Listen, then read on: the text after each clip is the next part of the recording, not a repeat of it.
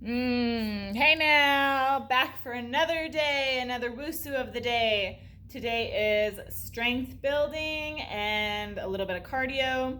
That's what we do on Thursdays. So to prepare, we're going to start by doing something called the 4-square running. Basically, it's going to look like this. Pretend you have 4 different spaces in front of you, and you're basically going to tap in each one. Okay, so out, in, out, in. That's what we're going to do for our warm-up, just to get our muscles nice and warm before really going into the strength part. And timer begins now.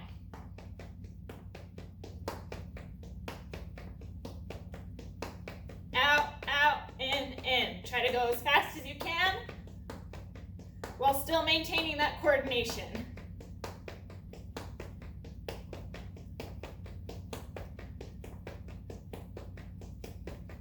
Eventually you get into a rhythm and you don't even have to think about it. And pause. Good. If you need to just run in place or do some extra jumping jacks just to warm up a little more, I highly encourage that. What we're going to move into now is an alternating arm plank. So I'm going to have us on the ground in a fully stretched out plank with your arms. And then we're going to come to the side and open up, middle, and then other side. And keep that rotation going smoothly at a pace that feels comfortable for you for all 30 seconds. Ready? Begin. Never letting your knees touch the ground and keeping your arms extended.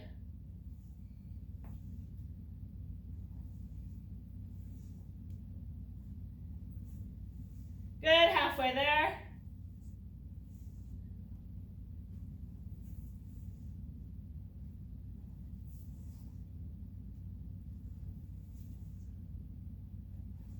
Give me one more, and pause. Good. Now, I know you all have fun with lunges. We're going to do a different variety of lunge today. It's called a curtsy lunge. So similar to a curtsy that you might be familiar with, grasp your hands in front of you, and basically you are lunging with your leg crossing over your opposite hip when you're coming down. Same rules apply as to a regular lunge. You don't want your knee coming above your ankle. You want to keep it 90 degrees, just around there, okay? We're just kind of changing the direction of the hip. So, begin your curtsy lunge now. And whatever you do on one leg, do on the other, so make sure you're alternating back and forth. Get all the way low. You should kind of feel the burn by just getting all the way to the ground without letting that knee whack the ground hard, right? Keep your body frame forward and just shifting at the hips.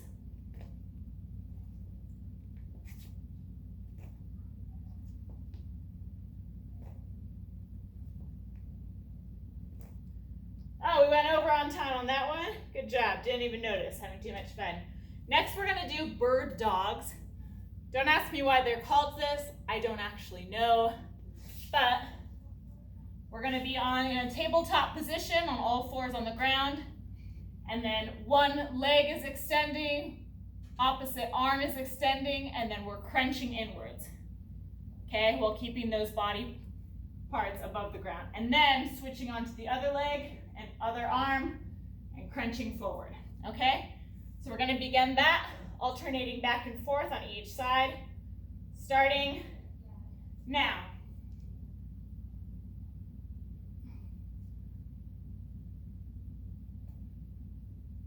At 15 seconds, I'll tell you when to switch.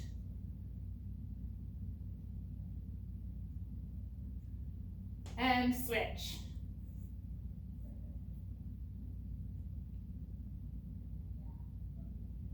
This is also an exercise in balance, having your leg and arm support you and keep you balanced as you work through this.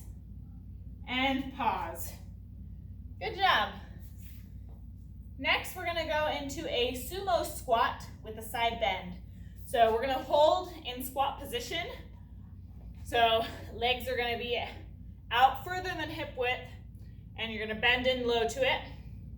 And once you're in squat position, our arms are gonna be at our head, and we're gonna try to touch elbows to legs, okay? So in squat position, curl with me, begin now.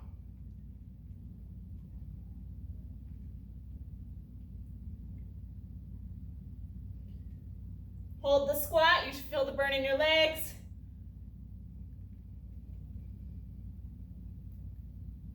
Tighten your core as you're coming from side to side. Pay attention to your form here because it's easy to get sloppy when we get tired, but that's when we get injured. 2 more seconds. And done. Good. Stretch it out if you need to. Last one of the day, we're gonna do a toe touch crunch. So, with starting position on the ground, you're gonna want your feet flat on the ground, and basically you're gonna set yourself up so that when you're crunching forward, your fingers touch the back of your heel. So maybe you need to move your feet in more, maybe move them out, depending on how much of a challenge you want and where your flexibility is. You don't want to be able to touch your feet before you're even moving, because then you're not getting much of a crunch in there. So push them out just enough so that when you're pulling yourself up, you touch and then back down, okay? Beginning our 30 seconds, starting now.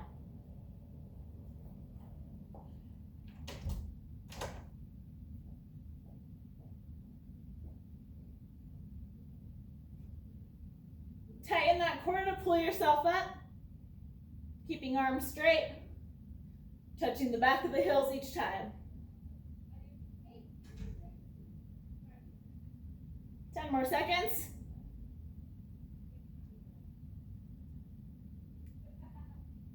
And pause. All right, that concludes our strength training session for the day. Again, feel free to do extra reps of all of those and follow through that circuit 2 or 3 times if you want that challenge. This is how we get stronger. This is how we push our muscles. This is how we build endurance in our bodies. I believe you all can do this, and hope you enjoyed today's video. See you next time.